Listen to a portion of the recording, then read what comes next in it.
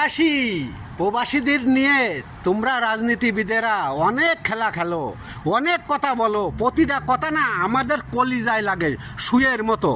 তোমরা এসি রুমে বসে এক একটা কথা বলে ছেড়ে দাও, আর আমরা না 36-45 ডিগ্রি সেলসিয়াস গরমের ভিতরে না কাজ করি, পরিবারটাও আমাদের সাথে নেই, ঠিক আছে?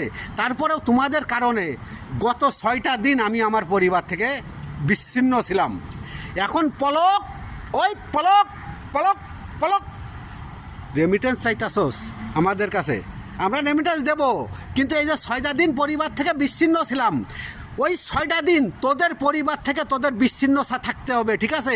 যদি তোরা থাকতে পারিস এবং বলবি যে আব্বা তোমরা যারা প্রবাসে আসো, আব্বা তোমরা আমাদের ভালো রাখতে একটু রেমিটেন্স পাঠাও না আব্বা, পাঠাও আব্বা, রেমিটেন্স পাঠাও, এরম যদি বলতে পারিস তাইলে হয়তোবা চিন্তা ভাবনা করে দেখতে পারি।